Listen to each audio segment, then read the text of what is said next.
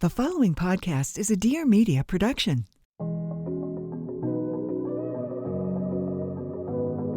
Hi, welcome back to the Real Stuff podcast and to a highly requested episode about our recent family trip to France. Traveling with a toddler and a baby and our full families. I have a lot of takeaways and a lot of learnings, and I got a lot of questions from you guys in my Instagram question box. So I planned out a handful of talking points, and I basically want to walk you through all the notable takeaways from the trip, all my learnings, highs, lows, things that I packed that I maybe didn't need. I'm just going to lay it all out for you. If you're watching on YouTube and you notice my eye line glancing down below the camera, that's because I've decided to put my notes on a screen that's just under the camera right here. I have no paper flapping around with me today. So let's get started with the background of what this trip was. We went to the south of France with Michael's family. So it was Michael's mom and dad, his sister, her husband, me, and Michael, and our 2 kids. That is 6 adults and 2 kids. Michael and I are very lucky that our 2 kids are the first grandkids in his family. And then in my family, Milo was the first. My brother's daughter was the second, and then our daughter was the third. And so especially when we're with Michael's family, it is all parents on deck with our kids, all hands on deck with our kids. On this trip, we traveled to a town called Saint-Maxime. In France, you say Saint as Saint, so it's Saint-Tropez and Saint-Maxime. So we were calling it Saint-Maxime, but it's technically Saint-Maxime. It's essentially the sister city to Saint-Tropez. I had never heard of it before, but inside of that little cove of the water where Saint-Tropez is, if you just kind of follow it around, Saint-Maxime is on the other side. So it's basically what you see from across the ocean. It's kind of like the less popular tourist destination version of Saint-Tropez. It's just about 25 minutes away if you're driving there, or there's a ferry right across the water. There's a lot of traffic in this area, especially in the summer, because it's a vacation destination, and especially on market days, like when they have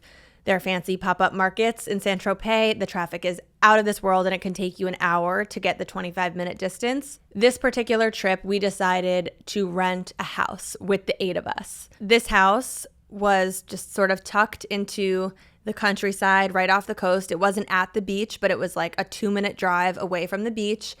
And it meant that we had our own pool, our own kitchen, washer dryer for laundry. We rented 2 cars for the 8 of us for the trip. It was basically like we were moving to France for 10 days, not staying at a hotel, and kind of just living 10 days like we were locals. You know, we went to the markets, we went to the grocery store. When we got there, stocked up on food.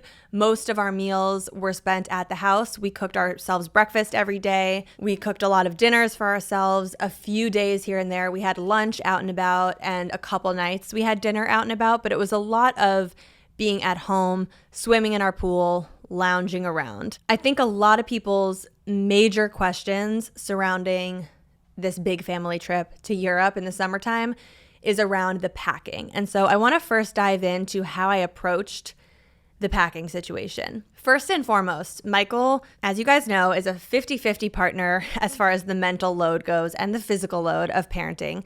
He's extremely hands-on.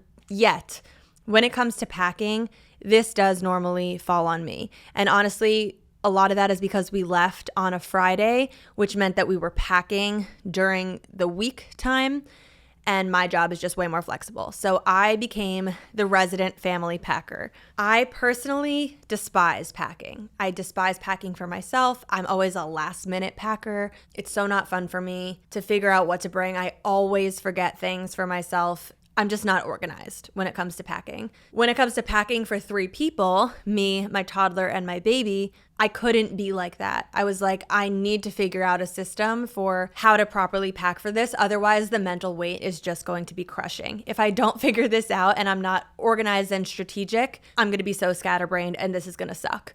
So the week before the trip, I put together a robust packing list for the 3 of us. When I say a robust list, I mean, it's not just what needs to come with us on the trip, but there was a lot of thinking ahead that needed to be done about what needed to come on the plane, like on a carry-on with us or in our shoulder bag versus what could go in the checked luggage, because we did check luggage.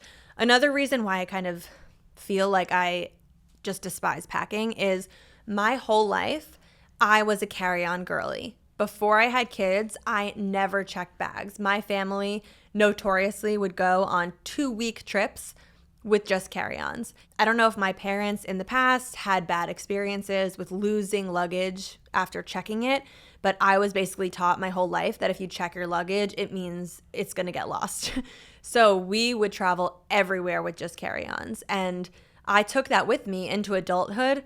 And then it was only after having kids and trying to travel that I was like, this is borderline impossible. I cannot tote this much shit with me on the flight. So especially with a baby and a toddler, we had to check bags. That mental weight of figuring out in my packing list, it had to be organized by what's going in the checked luggage versus what's coming on as a carry-on. And then not only what's coming on as a carry-on, but in terms of carry-on bags, I carry on like a small hard shell away suitcase as one of my bags and then have a shoulder bag or a backpack as another bag. And I had to discern what was going in the hard shell suitcase that would go up in the overhead compartment versus what needed to be accessible at my feet.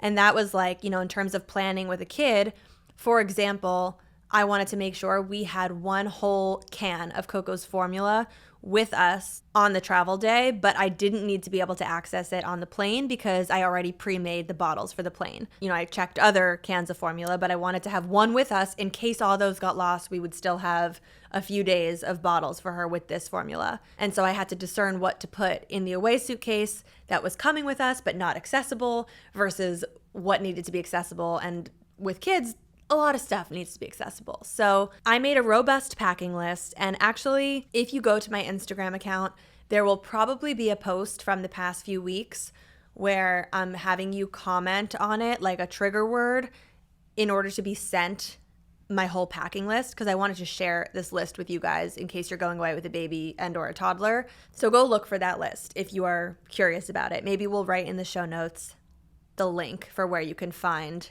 that trigger sequence thing. I spent so much time organizing it, planning it, packing it, and by the time we were about to walk out the door on Friday afternoon, I have never felt so organized. I think I took a picture and put it on my story, and I was like, wow, I know where everything is.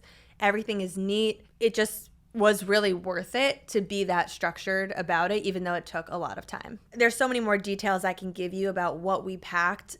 I'll just give you a few. In terms of bottles for the baby, we brought 3 bottles total. So I brought 2 of them with us on the flight, pre-made, ready to go. And then we brought a 3rd bottle and all of the parts for it in the checked luggage. We also have this amazing foldable bottle washing station where you can assemble a silicone bottle washer, and it comes with its own pump for soap.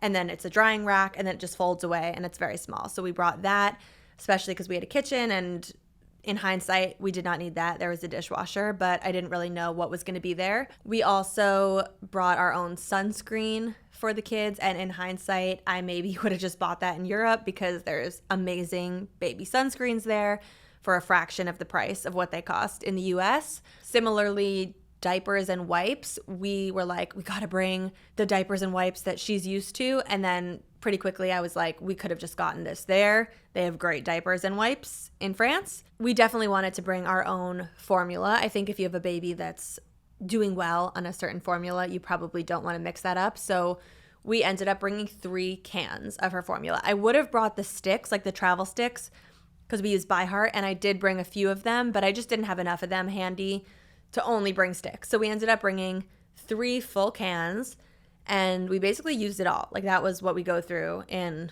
a couple weeks.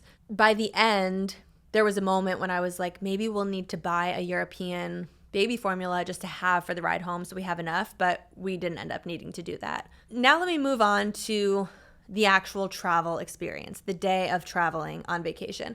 A lot of people asked about our car seat and our stroller situation. And there are so many ways you can go about doing this, and it kind of depends on how old your kids are, how much they weigh. A lot of people really need to bring a stroller for their toddler. Our toddler barely goes in a stroller anymore, so he didn't get a stroller on this trip. I will talk about that a little bit more later because I have some thoughts, but Essentially what we did is we used the Doona for Coco, which the Doona is our car seat / stroller combination. It easily folds up to become a car seat that can be clipped into any car using the seatbelt, and then you just pop it open and it's a stroller. She's the perfect size for it right now.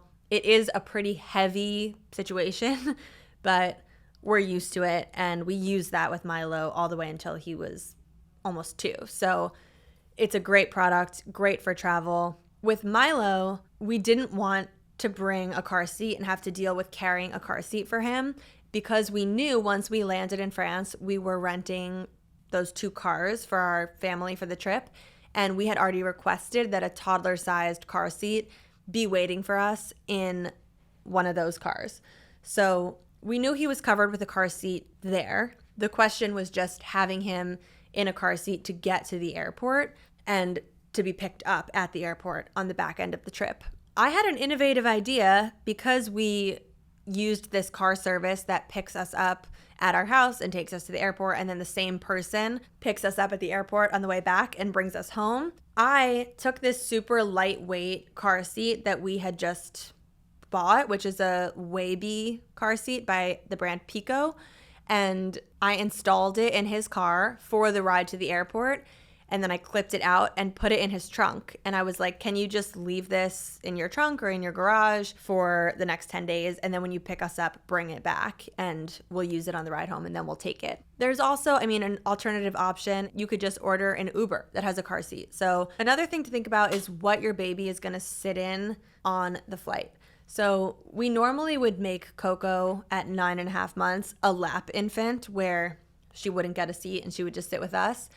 But because it was an overnight flight and we were really hoping she would sleep, we wound up getting a seat for her, thinking we'll bring her Doona on board on the flight and install it into the airplane seat as a car seat, and then she can sleep there because she's pretty good at sleeping in the car seat. Unfortunately, we realized very close to the trip that her seat is not compatible with the seats where we were sitting, and so we weren't allowed to bring her car seat onto the plane. Obviously, you can't just plop a 9.5-month-old in her own seat, so she wound up sitting with us.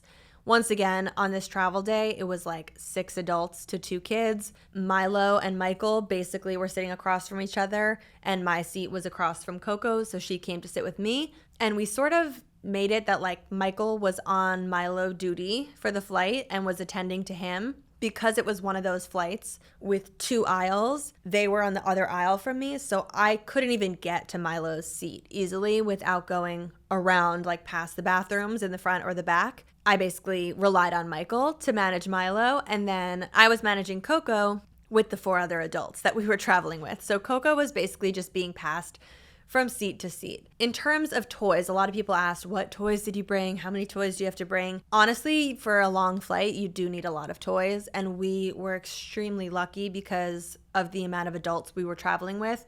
Other people could hold some of our stuff for us. So Michael's parents pretty much brought all of the toys. The only thing we brought were a few books from home that we knew Milo liked, and a Ziploc bag filled with his Hot Wheels cars that he basically can't go anywhere without because he's on a major Hot Wheels kick. Otherwise, Michael's parents brought a deck of cards, and actually on the trip, Milo learned how to play Go Fish and War, and he got super into cards. They brought stickers and a bunch of sticker books. They brought those magnet things with you pop out the magnets and then you can decorate faces and scenes. They brought a lot of fun toys for Coco, these silicone sticks that are sticking out of a cube and sensory activities. There were a lot of things, but I will say the number one thing that Milo used on the flight was the tablet, the iPad. We do not use the iPad at home. He watches the TV at home every so often, but we only use the iPad when we're traveling. It's pretty much exclusively for car rides over an hour or for air travel. And so it's still kind of a novel thing for him. So Milo was basically engrossed in his iPad with the headphones for most of his waking hours on the flight. He watched multiple episodes of Hot Wheels Let's Race on Netflix, which is his number 1 show right now. He watched a couple Disney movies. I think he watched Moana and maybe Wish, and he just had a great time. The flight for Milo was relatively easy. We got on the flight at about 7 p.m. Eastern. Around 7:45 or 8 o'clock, the flight took off. So that's already past his bedtime, but he was having a novel experience. He enjoyed it. He was awake. He had dinner. And then maybe around 9 something, he was like, okay, good night. It might have been later, maybe 10. He was like, okay, I'm going to bed now. And he just sort of got cozy and went to bed. I tried to sleep. I am such a bad sleeper when I'm not in a bed and when I'm not at home. And also, I was trying to sleep while I was passing Coco to other people. So Coco was with Michael's mom or Michael's dad while I was trying to sleep. And because of my mom brain being attuned to the sound of her cry, even though it was not my time to be managing her, I could still hear her crying. And that was throwing me off. So I didn't really get a great sleep. We were trying to get Coco to sleep by putting a blanket over the top and just trying to get her to lie down on us. And it really wasn't working. She is such a crib trained napper. Honestly, she does nap in the car seat, on the go, in the car, but she does not really nap on people or with people. So I think she was just so confused, so tired, wanted to nap, but couldn't figure it out. And eventually the thing that put her to sleep was having her sit, drinking a little from a bottle, being under the blanket, and having Moana turned on the TV on like super low brightness and no sound. And she just watched that until she drifted off to sleep. And then the two of them wound up sleeping basically until the air flight service woke us up for, quote, breakfast. And that was basically, I would say, about a 3.5 to 4 hour sleep. So we took off at about 8 p.m. Eastern. It was a 7-hour flight going there. Maybe it was 8 hours. I don't remember. But basically, by the time we landed, it was about 3 a.m. our time and 9 or 10 a.m. France time. So we woke up and it was like, according to the kids, their body had just gotten a nap, but it was a pretty good power nap. And then they woke up and it was like the sun was shining and it was breakfast time on the flight and they were excited to get up. They were in good spirits. They weren't like, what happened? You just woke me up. It's the middle of the night. Everyone seemed pretty good upon landing. You have breakfast on board the flight and then you get off the flight and it's daylight and it's morning. And so from then on, we were just like acting like that was the new time. You have to kind of throw out what time it is where you're from and just adopt the new time. So yes, we're tired, but it's 9 a.m. So we have a whole day ahead of us. Before I get into what happened, once we landed and got in the car, I just want to add one other thing that we did for travel day that was majorly anxiety reducing on my end. And that was putting our 100% potty trained toddler in a pull-up diaper for the whole travel. At home, I put him in his pull-up diaper, then I put his underwear on, then his pants. And he, as far as he was concerned, was wearing his underwear. It was the daytime. He knows to not pee in his pants.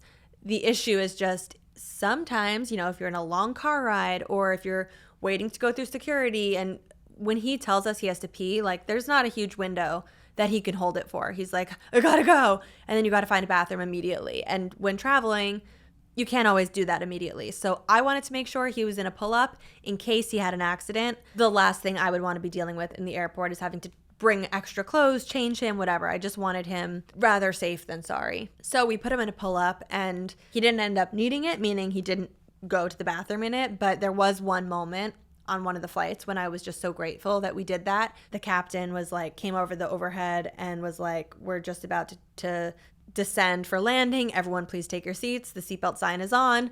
You hear the ding. It's like all of a sudden you can see on the flight monitor that we're 6 minutes out from landing. I hear Milo yell across the plane to Michael, Daddy, I have to pee. And I'm like, oh gosh. And I look over at Michael and I say to him, he's wearing a diaper, because if he wasn't, I could see Michael being like, well, let's run to the bathroom. And maybe they would have been in the bathroom as the plane landed. So it was one of those moments where I was just glad he was wearing a diaper, but surprisingly, he held it and it was great. All right, let's talk a little about the house in France. I think people wanted to know the sleeping arrangements, who slept where, what did you have to bring for sleep? So the house had 4 bedrooms. So Michael and I got a bedroom, Michael's sister and her husband got a bedroom, Michael's parents got a bedroom, and then the 4th bedroom became Milo's bedroom. and he is fully out of a crib now. So he was sleeping in the king bed, and just because the floor was like marble and I was concerned in case he rolled out that he would hit the hard floor, I took the long pillows, like extra long pillows that he didn't need for his head. We gave him one pillow for his head. And then I took the other pillows and I put them underneath the fitted sheet on both sides of him to basically make these big bumpers. I've seen people do this with pool noodles or, long skinny body pillows. That would have been good, maybe not high enough. I felt like this was perfect. Sometimes the fitted sheet is not quite big enough to pull over those pillows, but this was perfect. I tucked 2 huge pillows in, and he had basically like a little crib inside of the king bed, and it was great. And then we just set up his monitor on a table across from him, and it was just watching the whole room. And then there was an office in the house that was basically a tiny room with a desk. The house had a pack and play for Coco there, so we didn't have to travel with a pack and play for her. Thank God. That's so heavy to tote around. They had a pack and play with a mattress, so we just brought our own sheet for it. She slept in there. And very luckily, I did bring the slumber pod for her, which is like that blackout tent that you can assemble and put over a pack and play or a crib. I brought it for her, but we didn't end up needing it because her room had blackout shutters outside, so that office was pitch dark, perfect sleeping conditions for her, and we never set up the slumber pod. If I were going somewhere where there was going to be bright sunlight, or maybe I was going somewhere where my toddler had to sleep in the room with me and I didn't want him to sleep in my bed with me, there's something that I've been seeing recently. It's basically a blow-up bed that is the same brand as the slumber pod, and it's like a blow up, I don't remember what it's called, like it's called slumber something, but it's a blow up bed that goes on the floor like a blow up mattress, and then the slumber pod is the perfect size to fit over it. So you basically create this little like camping tent on the floor for the toddler. And I do think that's a great option for travel in the future, because it's kind of like their own little blackout room inside of the tent, but then they can still be in the same room as you. So that's what I would bring if I was traveling with a toddler who had to sleep in the same room as me. Traveling to Europe, I would say my biggest concern before we got there was dealing with the time change and the jet lag and figuring out how to get everyone on this new time zone, especially with kids who are very routinized, very well adjusted to their current nap and sleep schedules. They sleep all the way through the night from 7:30 to 7:30. I was just so concerned that everyone was going to be in bad spirits because of the lack of sleep and the jet lag. If I'm being totally honest, it was ultimately not a problem at all. We landed, that night of sleep on the flight was basically just a power nap for everyone. And then we woke up and we were on France time and everyone was tired. Coco did take a nap in her car seat on the way from the airport to the house. She napped. Milo did not nap. Actually, Milo threw up on that car ride. And that was his first time in his life throwing up. We were in the car driving. It was hot. This car did not have good air conditioning. We couldn't figure out how to put on the air conditioning at this time. So it was really hot. The roads were very windy and there was a lot of traffic. It was market day. So it was one of those times where it took basically 45 minutes to get like 2 miles. And he was so fussy by the end, so tired, so stressed out. And he kept telling me that his mouth hurt. And I was like, I don't know, maybe he got a sore throat on the flight. Maybe he's getting sick. I don't know. But I realized now what he was saying was he was feeling nauseous. And so I took him out of his car seat and I was like, you can come sit on my lap. And he came to me and then just projectile vomited all over my feet. And thankfully this happened when we were literally 2 minutes from the house. It happened and then we were able to get out of the car. But I was pretty impressed with him because throwing up is a scary thing. I, as an adult, hate throwing up. I cry every time I'm throwing up because I'm just like scared of what's happening to my body. He just booted and rallied, whatever the word is. He like spit it all out. It was pretty disgusting. Then he looked at me and he's like, what was that? And I was like, you just threw up. That's great. Maybe you were nauseous and you got it out. And he immediately was like, I feel better now. And that was the end of it. And then my shoes and socks were staying for the rest of the trip, and it was great. It's true. Coco napped in that car ride. Milo did not. So he was definitely, by the end of that first day, a little fatutzed and confused. But we did want to keep them awake until it was like France nighttime, because I knew if I put them to bed too early, they would just, whatever. I don't even know. I don't even remember. I think we just put them to bed at 7 o'clock around that time. And definitely what happened was their bodies weren't viewing it as nighttime. So I think they were viewing it as nap time. So both of them, the first couple nights in France, would wake up after a couple hours calling for us, being like, I'm ready to get up. And we had to go in and basically keep the lights low, tell them it's still the middle of the night. It was a lot easier to do with Milo, actually, because he could be reasoned with, and also he could tell, the sun is not shining, it's still night, and he did go back to sleep. With Coco, that first night I was in her room, I had to pick her up and hold her and keep her calm and then put her back in, and she kind of had to do a little bit, maybe 10 minutes of crying it out before she fell back asleep. Eventually, though, it was really only 1 or 2 nights of them thinking that was nap time, because after a couple days of being on France time, they were just like, okay, I guess this is night and that's day. Eventually, we were putting them to bed around, I want to say like 7:30, 8 p.m., and they were sleeping until 8 or 8:30 a.m., which was incredible. Like, we were getting to sleep in a little bit, which was really nice and super nice for us, because we were being kind of thrown off with the time. We were going to bed very late, because that was like, if you go to bed at midnight in France, it's only 6 p.m. in New York. So we were very much thrown off with our time, and them sleeping in helped a lot. When it came to Coco's naps during the day, as I said, we spent most of our time at this house, aside from day excursions out and about, which I'll get to. But Coco mostly napped in the crib at home, and then every so often, maybe 1 nap a day was out on the go. Sometimes both naps were at home, and she would just come with us in the car wherever we were going. And if it was during her nap time, she usually falls asleep in the car. And she's used to doing that because she does that at home all the time. For Milo, I would say out of 5 days in a week, she probably has 4 of those days, at least one of her naps is not in her crib. And napping really just wasn't a problem. I think the mindset we adopted about naps was just, they're going to nap if they're tired. We're not sticking rigidly to a nap schedule. Milo doesn't nap at all anymore at home, but every so often, if he's coming home from an activity and he's in the car and he's tired, he'll fall asleep. And that happened here too. There were a few days when we would go do lunch and a day trip somewhere and then drive back to the house, and he would fall asleep on the way back. Obviously, other days when he was so tired and wouldn't fall asleep, and we were like, just close your eyes and rest, and he wouldn't. Essentially, you can't control when they're going to fall asleep, so we just let go of control of when they were napping, and we just sort of trusted that they would get the sleep that their bodies needed at whatever point during the day, and then they were basically sleeping through the night after the second night there. The car rides were the worst part of the trip, and I think I shared it in a post on Instagram. I'm sure you'll see it somewhere, but I started recording audio bites from almost every car ride, because every car ride was both kids in hysterics for at least 20 minutes. It was hot. Everyone was hungry. We tried to bring snacks with us, but we didn't want to use all the snacks up too quickly, so we were rationing out the snacks. And everyone was just tired, and there's a lot of walking when you travel around Europe.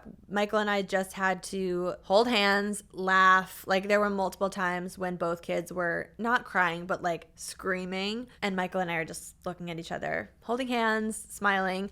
As I said, we rented 2 cars for the 8 of us. So basically every time we got in the cars, we would switch off who was going in what car. Usually it was Michael's sister and her husband with either me or Michael and one of the kids, and then Michael's parents with the other one, me or Michael and one of the kids. And we would switch off who was going where. To be honest, being in the car with Coco was usually the easier option, because she was pretty chill in the car and would just fall asleep. Being in the car with Milo was a little more difficult, because he was either uncomfortable, whining, yelling, or asking nonstop questions. It was just more exhausting to be in the car with someone who yaps like that, but also so fun. And he was asking the cutest questions, and we played I Spy, and it's just so amazing to watch your kids see new sights and call out that they're new and ask questions about them. And it's truly unforgettable. In terms of the excursions and what we did out and about, one day we visited a nearby port town that's called Gramad. I think I said that right. I hope. We had lunch there, and then we walked around the canals. We got gelato. Another couple of days we visited some other cute mountain towns. I don't know the names of them, but one of them was just this cute little quaint, super old cobblestone village in the mountains. It was very hot. That was one of the places where Milo was just walking around sweating and whining and yelling, "I'm hot." And it was so funny. I was having memories of being a child and being on vacations where there was a lot of walking and it was hot in the summertime. And I remember complaining to my parents that I'm hot and just like complaining, feeling good to do. So I tried to remember with Milo, I know I'm hot too. I know how it feels to be you. Like, I hate being hot, and I was always hot as a kid. I was hot on ski trips. I was hot everywhere. So I recall my motto was just like, let's get gelato everywhere we're going. We would get coffee, iced coffee, and bottles of water everywhere and just keep walking. We also visited this other town. I wish I knew the names of these towns, but we visited this other really poppin' lunch spot. It was really cute, fancy garden lunch spot at this hotel that was like a place where Picasso and Matisse used to live. And Milo is obsessed with Picasso and Matisse because he has this book called Picasso and Matisse, and he really wanted to see their art and where they lived. And there's actual Picasso paintings and Matisse paintings in this lunch spot. I thought it was so interesting. It's like there's not behind any glass or anything. They're just hanging on the walls in the hallway. And I assume there's some sort of alarm system. I don't know. I was very concerned about the Picassos. I was like, I feel like someone is going to take this and run. But you're just eating lunch casually next to a Picasso. And that was pretty cool. And that trip, to go to that place, it was one of those situations where the GPS said it would take 45 minutes, but the day we happened to go, it took 2 hours and 45 minutes. And it was probably a big mistake that we went there. Like, we all got in the car and the time said an hour and a half. And then as we started driving, it just kept going up. Like, it wasn't going back, it was going up. After we had been in the car for 30 minutes, the new time said 2 hours and 17 minutes. At that point, like, we were in separate cars. We weren't really communicating with each other. We had just committed to going. And that was one of the rides where I was with Coco. And I had a great time. I was with Coco. She was sleeping. I was chatting with Michael's sister and her husband, and we had a lovely time. And poor Michael was managing Milo in the other car. And apparently he was unhappy for 3 hours in the car. So that was rough. We did a couple of other museum type of days. There was one day where we went to a museum together, all of us, and then Michael and I drove back home with the kids to do dinner at home and put them to bed. And, we drove home a little early and had time to swim at the house with just the four of us. And they just figured like we wouldn't want to stay out that late and be gone the whole day. So we did split up a little. There were another couple of times when we visited Saint-Tropez. Overall, there was just a lot of swimming at the house, a lot of lounging around, a lot of playing games, and a lot of cooking for ourselves. Last note with the stroller situation, a lot of people would be super thrown off that we had a 3.5-year-old in Europe and did not have a stroller for him. And I totally understand that. Our 3.5-year-old is really like completely off the stroller at this point. We pretty much only put him in a stroller these days if it's like for fun, like he wants to go on a joyride, which we do. Sometimes in the morning we take a little walk around the block and he just thinks it's fun to ride in the double stroller with Coco. But otherwise, when we take him to the zoo, he goes all around New York City. He does not use a stroller. And I do think if this trip had been a little bit more of a classic Euro trip where we were in, say, Rome, visiting the Vatican. Is the Vatican in Rome? Don't look at me. Yep. Vatican is in Vatican City. Yeah. Which is where? Where is the Vatican? Question mark. Rome, Italy. Rome, but it's in Vatican City. If we were visiting a big, walkable, museum-y city like that, I probably would have had a stroller for the toddler. And I don't know if I would have brought like a lightweight pop-up travel stroller from home or if I would have rented one somehow from the hotel, or I don't know. I'm sure there are ways you could get one there or just like buy a super cheap umbrella stroller, something in case he's tired. I would have done that. But this particular trip where we didn't do all that much schlepping him around, we didn't feel we needed it, so we didn't bring it. And there were a couple times where Coco was with us, but she was awake, so we took her out of the doona and we would be holding her and passing her around amongst the 6 adults. And Milo would actually pop into her doona to just be like wheeled around for the last half hour of wherever we were. And obviously he's way too big for it. Please don't do this at home because I'm assuming it's not good for the doona for a child who's like way heavier than the weight limit to be in it. We did it a couple times and pushed him around for 10 minutes here and there, and he thought it was kind of fun. Otherwise, we didn't really feel like we needed a stroller for him for this trip. I want to talk a little bit about traveling with family in general because for us at this stage in our lives with kids of this age, Michael and I have come to the conclusion that traveling with family is the way to go, especially with the way that our families are, where they're very hands-on. They want to help. As I said, on Michael's side of the family, these are the only grandkids, the only nieces and nephews. So aunts and uncles are excited, grandparents are excited, kids are excited to be with them. It's truly a win-win that everyone gets concentrated time with the kids, and Michael and I get a little bit more of a vacation for ourselves. And Michael's parents are truly so helpful helping us with the kids. When we're with them, it's really like there's another set of parents who are around because they will do literally everything with the kids. We could be gone. I mean, we have gone on vacation and left the kids with them for extended periods of time, and they can do the entire routine, everything by themselves without us. But when we travel with them, just some examples, they're morning people way more than at least I am. So they pretty much always are like, we've got the kids in the morning. Every single morning, Michael's mom would text me and be like, I'm on the nana. And that would be my cue to turn the sound off. And then she's just like getting them up when they wake up, doing the bottle for Coco, getting Milo breakfast, like handling everything. There are also many times when Michael's parents were like trying to make it more of a vacation for us and trying to take things off of our plate. So there was one day where his parents were like, we're feeling a little tired. I think we want to stay at the house today. We'll keep both kids here and just like have a day at the house with them. Why don't the 4 of you, meaning me and Michael and his sister and her husband, go to a beach club and like go have lunch and have a day at the beach? And so we went and did that one day, and that was such an amazing day for us.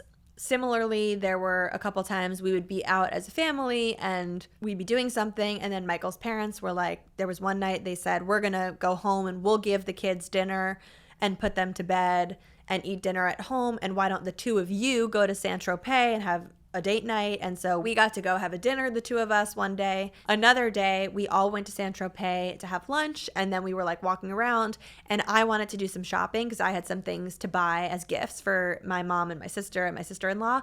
So I wanted to stay and look, but Michael wanted to get home and felt like the kids should go swimming at home because it was just so hot in Saint-Tropez.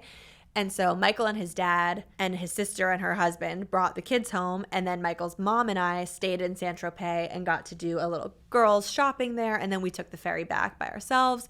So it was really a lot of just moving parts, who's going where, who wants to go home, who's going to take the kids. Everyone was so hands-on and so helpful. And the irony of this is that you may have seen my viral video that I posted on Instagram and TikTok during this trip. It was a short clip of Michael's sister and her husband sitting on their phones, hanging out by the pool. And in front of them is Michael wrangling 2 kids in the pool with a pool noodle flying across the screen. And it's like this chaotic scene in the front while the child-free couple in the back is just enjoying their lives. And it was funny and it went viral. People saw 7 seconds of our day and then thought that it meant that these aunts and uncles weren't being helpful, when really they were so hands-on and so helpful and basically played with the kids for the entirety of the 10 days. And really, that one clip I took was like 7 seconds of them checking their email. Going back to that trip versus vacation debate, in case you don't know what I'm talking about, there's this really famous cartoon, I think it's in the Huffington Post, about the difference between going on a trip and going on a vacation. And there's like all these checklist items of if the place you're going to has a kitchen and you have to cook your own meals, it's a trip. If you have to do your own laundry when you're there, it's a trip. There were all these reasons why this should have been classified as a trip versus a vacation. But here's the two sides of the coin. Side one, traveling, even with 6 adults and 2 kids, it's still exhausting for not just the parents, but like every adult involved, it's still tiring and less of a standard vacation when you are traveling with kids. The other side of the coin is that being with Michael's family in this way and traveling in this way, where it really was 6 on 2, made this, I would say, as close to a vacation as they come for a couple like us with young kids. I really did feel like we got time to rest and recharge. The hardest part of the trip for me, I would say, were the 2 travel days, specifically the traveling home day. I don't know if it's just because I was like, my body was more worn out at that point, and we had, 10 days of being on this different time zone, and then we were doing this one long haul, taking everything back home. But by the end of that second travel day, I feel like my body had just shut down, and there was a lot. It's a lot, even with other people's help. You're pushing stuff. I had Coco strapped to my chest. She's 20 pounds, sitting on me with my 30-pound backpack on my back, wheeling a wheelie bag, trying to keep track of the toddler, managing where everything is, needing to know where everything is so I can grab the diaper and the wipe on a dime, needing to know what time it is so I can know what time to give the bottle, just so much to mentally manage and physically manage. Even with the other people and the support that we had, it was exhausting. And then on top of it all, landing back at Newark Airport and having a 2-hour trafficy drive to get back home was the cherry on the cake. And that drive back home was one of the worst drives of the whole trip, because when we got home, we were dealing with trying to keep them awake to adjust to the new time zone. And I'll get to that soon. Just a few other highlights of the trip that I want to share because a lot of great things happened. So number 1, Milo fully learned to swim on this trip, and he has been in swim lessons, a semi-private swim lesson, which means it's just one other kid and then him and the instructor. He's been doing that for a couple months at home once a week. I would say to very little improvement. I don't know. We have not seen that much improvement. There have been a couple times my parents in the apartment building that they moved to, they have an indoor pool, and sometimes when he goes there, I think my dad had done a better job at teaching him than he was learning in this class, but really we didn't see much improvement from his lessons at home. And then being on this trip, being at a house with a pool for 10 days in a row, swimming in a free play style format, not lessons, not instructing him, just letting him do it, was the only thing that worked at teaching him how to swim. And he literally went from being scared to put his face under, not able to tread water, unable to swim without being held, to jumping into the pool, going underwater, opening his eyes underwater with and without goggles, having a tea party underwater, swimming from one end of the pool to the other, and treading in 10 days. And I know that sometimes when people are doing a learn to swim class, they sign up for these intensives. At least I've heard of this. We never did it. But some of my friends have signed their kids up for a week-long intensive where it's basically 7 days in a row, every morning from whatever time to whatever time you bring your toddler to the pool. And they go in every single day for a week, and that's when they learn to swim. And now I understand why swim places do that, because truly you need multiple days in a row of practicing it and doing it over and over again before you get comfortable. And he just figured it out. And it was so rewarding, truly, to go from the fear he had to the lack of fear he had by the end was amazing to see. I understand now why people have pools at their house. He was even jumping. We did bring his swim vest with us, which he didn't use in the pool at all, but we did bring it for when we went on a boat one day. And he even jumped off the boat wearing the swim vest, was swimming in the ocean. And actually, fun fact, on this day, before he jumped in, we could see in the water a jellyfish. And we were like, do we want to swim here? This is a jellyfish zone. but he wanted to go in and everyone wanted to go in anyway. And unfortunately, Nona, Michael's mom, that's not her real name, but that's what the kids call her. Nona took 3 stings for the team and got stung in 3 spots on her leg while swimming back to the boat with Milo. This woman took the stings like a champ. She didn't make a peep. She didn't say anything. Passed Milo off to get wrapped in his towel and then looked at all of us and whispered, "I just got stung." And then showed us her legs and had red, jagged lines down 3 spots on her leg. And she was so careful to not say it out loud because we really didn't want him to hear that she got stung. Milo's just the type of kid that remembers everything and thinks about everything a lot. And we have no doubt that if he was told that Nona got stung by a jellyfish, that every single time he jumped in the water for the next 2 years, he would be talking about it. So we didn't even tell him that she got stung. She really took it like a champ and absorbed the shock, no pun intended, and it was great. Not for Nona, but it was great for Milo. Poor Nona. Some other special experiences that we had. I mean, I mentioned letting him have gelato pretty much everywhere we went.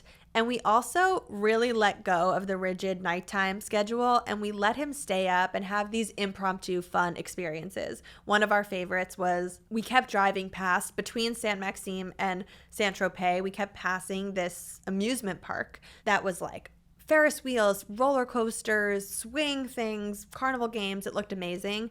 And we kept being like, we should go to that. And then one night after dinner, we asked Michael's parents if they wouldn't mind putting Coco to bed and bringing her home. And then just me and Michael and Milo went to this carnival at like 8 p.m. and we kept him there until almost 10 p.m. Kid had the time of his life, went on rides. We went on that shot thing where you like shoot up and down, obviously the kid version of it. He went on those swings that fly around. Me and him went in these like super high hot air balloon things. He did every game that he was allowed to do for his age and size. And it was so much fun. And because the sun is up until like 9:30, it was still light out at this time of night. And he was just having a ball. And then he got home and he stayed up even later, telling everyone in the house what he did and looking at pictures and showing them the prizes he won. And it was great. A lot of questions came in about our food experiences and how to manage picky eaters, what we did. First and foremost, we did bring a lot of snacks. I regret not bringing more snacks. That was one regret I had because we pretty much went through our snacks the first half of the trip and then we had to go do grocery shopping and buy more snacks. But Europe didn't really have the same offerings that he's used to and that he wanted. And I would say I kind of wish we had just packed a bunch of snacks that were exclusively for the flight home and that we didn't even touch on the trip at all, and we didn't do that. So the flight home, we were kind of sparse on snacks, and it's like nothing beats those New York area airports. Like when you go to the New York airports before a flight, you can load up on a million things. European airports, like I don't know. Maybe it's not just Europe. I feel like I was in Mexico recently and just other airports. It's like they have M&Ms and alcohol. And it's like there's not snacks for kids there. So I would bring a lot of snacks. And snacks during the day too are obviously good to have around. But in terms of food, I would say we tried to like withhold as many snacks as we could aside from the gelato so that they would really work up an appetite and so that when we sat at meals, they would not only eat but like stay seated because that's one of the hardest parts about eating out with a kid.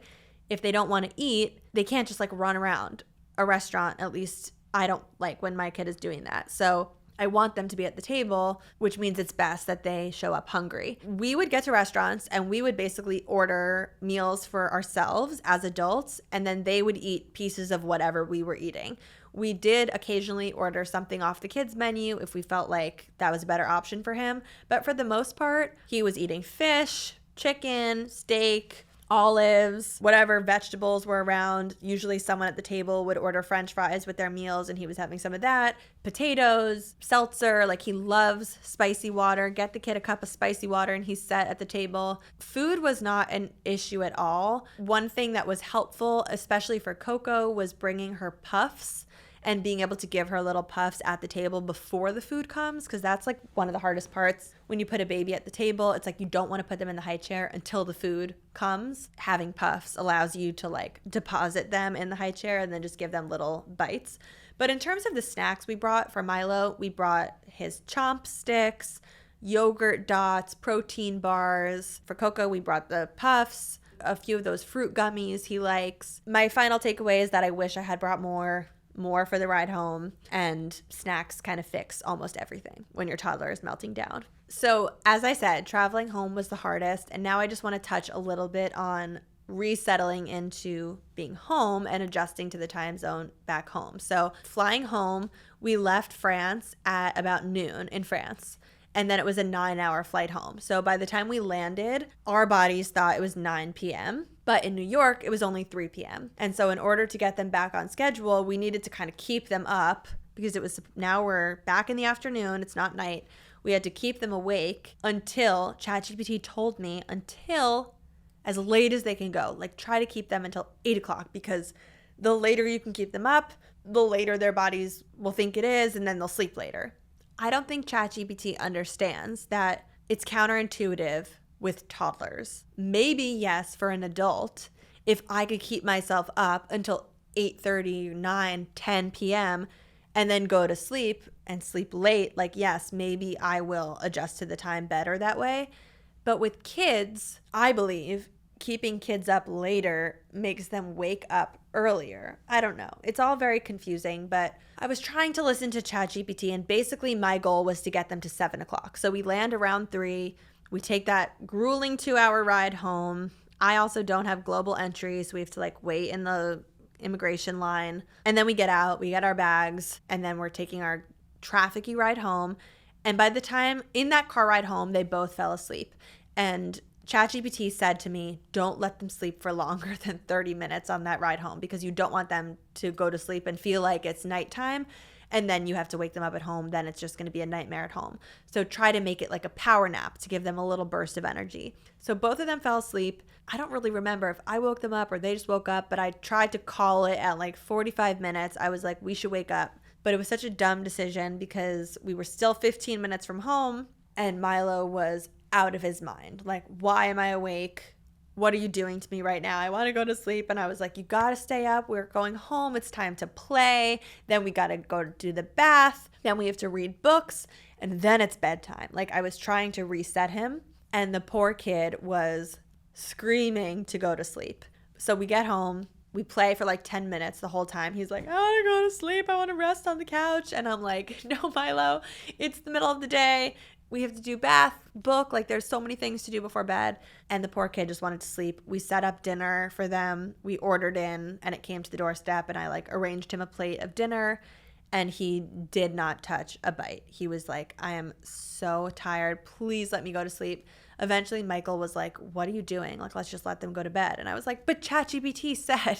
Eventually we were like, this is dumb. Let's let him go to sleep. So we went up, we did do bath, but it was like exhausting. I just remember Michael walking him. I was giving Coco her bottle and Michael's walking Milo to the bathroom to go brush his teeth. And Milo is just holding his hand, like dragging, being like, no book, I don't want to read a book. So he brushed his teeth, went in bed and went to sleep. And the unfortunate thing is, both of us also went to sleep at like 8:30. We were so tired. But unfortunately, the coming home, I think, is the harder part because you're trying to stay up late, but then the kids wake up early. Because if you think about it, they both woke up, like that first night home was a disaster. It was once again, like they both felt like they were taking a nap and it was time to wake up for the day. Coco woke up at midnight, 1, 2, 3, 4, and 5. Milo woke up at like 2, 3, and 4. And we were just like up and down all night telling them it's the middle of the night. And it really, like, I understand because once it's 5 a.m. New York time and they're like, we're telling them it's 5 a.m., that's already 11 a.m. in France. Their bodies like hadn't adjusted yet. And so according to them, it was already 11 a.m. They were like, it's time to get up. And we were like, no, it's 5 a.m. It's time to be asleep. I think adjusting back to the time zone with the kids is what's hard because I was thinking about Michael's parents and Michael's sister and her husband and like them being able to go to bed at 8 and then just like sleep until whenever they want to wake up. Like you would snap right back. In my opinion, you would snap right back to the time zone pretty quickly. But we had days in a row of that like 4 to 5 a.m. wake up, which was exhausting and much harder on the back end than it was going there where they were sleeping later. This was now early wake ups. And basically we did a few days in a row of like putting them to bed late to try to be like, okay, if you stay up until 8, I'm sure you'll sleep later. But no, they kept waking up at 5. And then finally, like 4 days in, I was like, screw this, let's put them to bed earlier. So we put them to bed at 7. And that was the first day they slept until 7. So I don't know. Every model of child will be different, but I don't think you should really try to push them too much. Like if they're tired, let them go to bed. And I think what happens, here's my theory on it. I think that like when you put them to bed at 8, they go to sleep, and then when they wake up at like 5, that's kind of like a middle of the night wake up because they still haven't gotten close to 12 hours of sleep. But because it's like sunny and bright and morning, they're kind of like, I'm ready to get up. And then it's hard for them to go into another sleep cycle. Versus if you put them to bed at 7, they have that like, they might have that wake up situation closer to 3 or 4. And when they wake up at that time, it is dark out and it's night. And so it's a lot easier to go into them at 3 or 4 and to be like, it's the middle of the night, you need to go back to sleep. And then they would maybe go back to sleep for another 3 or 4 hours and get back into another cycle. I don't know.